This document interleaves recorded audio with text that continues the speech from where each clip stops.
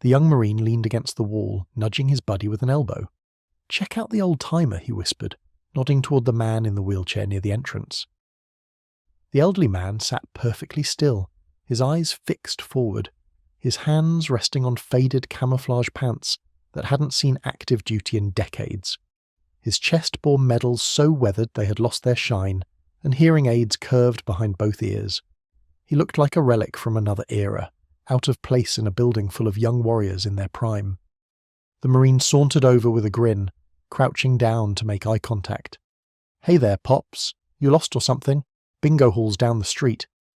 The old man's eyes moved to the Marine's lips, reading them carefully. He said nothing.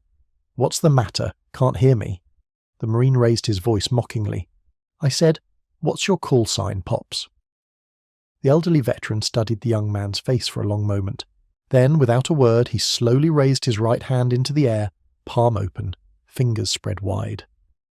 The young Marine laughed and looked back at his friends, but when he turned around, the laughter died in his throat.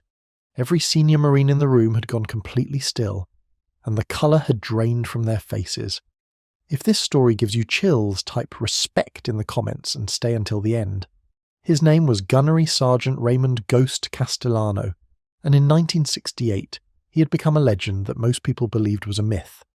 He had enlisted at 17 with a forged birth certificate, lying about his age because he believed his country needed him more than he needed a high school diploma.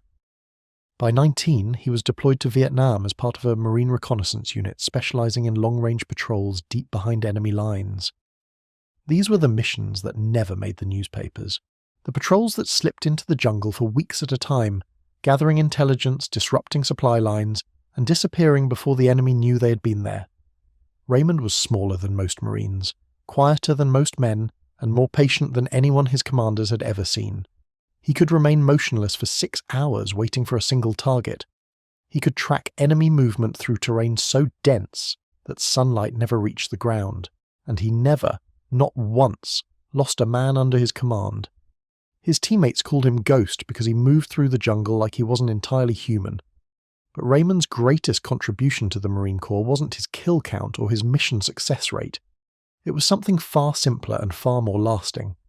In the chaos of jungle warfare, where a single sound could mean death for an entire patrol, Raymond developed a system of hand signals so precise and so effective that it revolutionized how reconnaissance teams communicated.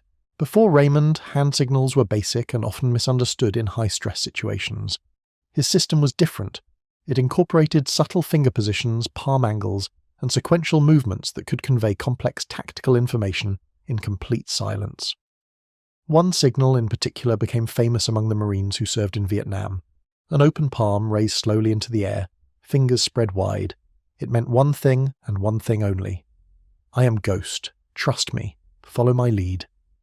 That signal had saved more lives than any weapon Raymond ever carried.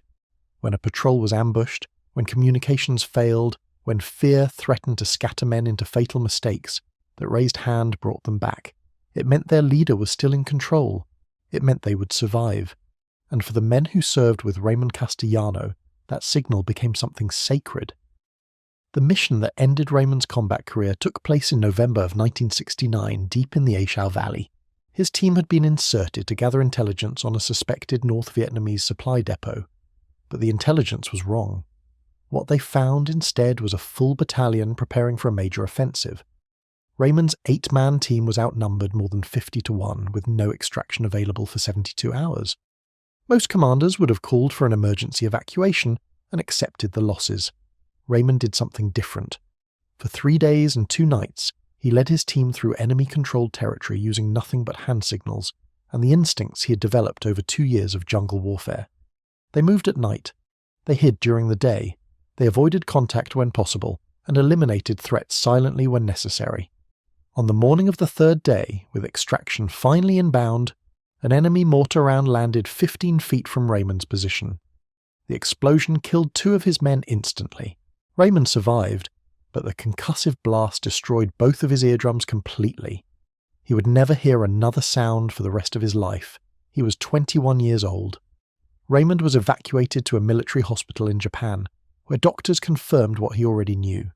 The hearing loss was permanent and total. There were no treatments, There were no surgeries, there were no second chances. The Marine Corps offered him a medical discharge with full honours, and Raymond accepted it with the same quiet dignity he had shown throughout his service. He returned to the United States in early 1970, a decorated war hero who couldn't hear the words of gratitude people tried to offer him. He learned to read lips, he learned sign language. He built a small life for himself in a quiet town in North Carolina, working as a machinist until his hands couldn't hold the tools anymore. He never married. He never had children. He attended the funerals of the men who had served beside him, one by one, year after year, until he was nearly the only one left. And through it all, he never once asked for recognition. He never told his story to journalists or historians. The legend of Ghost Castellano lived on in Marine Corps lore, passed down from generation to generation, but the man himself had become invisible.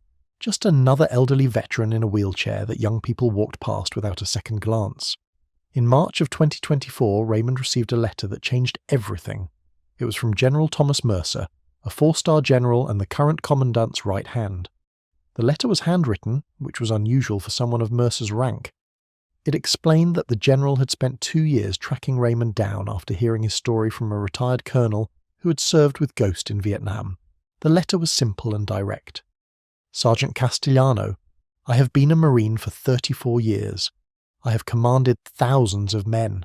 I have studied every significant operation in our Corps' history, and I have never found anyone whose contributions have been so significant and so overlooked. You deserve to be recognized. You deserve to be remembered, and I would be honored if you would allow me to host you at Camp Lejeune so that a new generation of Marines can meet the man whose hand signals they still use today. Please come. Please let us thank you properly. Raymond read the letter 3 times. He hadn't been to a military base in over 50 years. He hadn't worn his medals in nearly as long. But something in the general's words stirred something he thought had gone quiet long ago. He wrote back a single sentence. I'll be there. The day Raymond arrived at Camp Lejeune was unseasonably warm for March. A driver had picked him up from his hotel that morning and brought him to the main administrative building where General Mercer kept his office. But the general had been delayed in a briefing that ran long, and Raymond was asked to wait in a common area near the entrance. He positioned his wheelchair near a window where he could watch the Marines coming and going. His chest bore 6 medals, including a silver star and 2 Purple Hearts, but the ribbons were faded and the metal had lost its luster decades ago. His hearing aids were visible behind his ears, and his hands trembled slightly with age. To anyone who didn't know better, he looked like exactly what the young Marines who entered the room saw, a confused old man who had wandered into the wrong building. 3 lance corporals in their early 20s noticed him almost immediately. They were fresh from infantry training, confident in the way that young men who have never seen combat are always confident. One of them, a tall Marine with a cocky grin, decided to have some fun. The tall Marine approached Raymond with exaggerated slowness, as if approaching a child. Hey there, old-timer. You need some help finding your way somewhere? Raymond's eyes moved to the Marine's lips. He said nothing. What's the matter? Cat got your tongue? The Marine looked back at his friends, who were already snickering. Come on, Pops, give us something. What unit were you with? What's your call sign? He leaned closer, speaking louder and slower, the way people often do when they assume someone can't understand them. Call? Sign? You know what that is, right? Raymond studied the young man's face for a long moment. He had seen that look before, decades ago, on the faces of young soldiers who thought they understood war because they had completed basic training. He felt no anger. He felt no need to explain himself. Instead, he simply raised his right hand into the air, palm open, fingers spread wide, and held it there in perfect stillness. The tall Marine laughed. What is that? Some kind of senior citizen distress signal? But his laughter faded when he noticed that no one else in the room was laughing with him. The reaction spread through the room like a wave. A staff sergeant near the coffee station froze mid-pour, his eyes locked on Raymond's raised hand. A gunnery sergeant who had been reviewing paperwork at a nearby desk stood up so fast his chair scraped loudly against the floor. 2 master sergeants near the entrance exchanged a single glance, and then moved toward Raymond with expressions that hovered somewhere between disbelief and reverence. The tall lance corporal looked around in confusion. What? What's going on? It's just some old guy raising his hand. The gunnery sergeant grabbed the young Marine's shoulder and spun him around. Shut your mouth, he said, his voice barely above a whisper. Do you have any idea what that signal means?" The Lance Corporal shook his head, suddenly aware that he had made a terrible mistake, but not understanding why. "That signal," the gunnery sergeant continued, "was created by a reconnaissance legend in Vietnam, a man they called Ghost, a man who saved more Marines with his hand signals than most units save with their rifles. That signal means exactly one thing, and every Marine who has ever studied jungle warfare knows it." He pointed at Raymond. "That signal means you're looking at him." The silence in the room was absolute. The Lance Corporal's face had gone pale. His two friends had retreated toward the wall, trying to disappear into the background.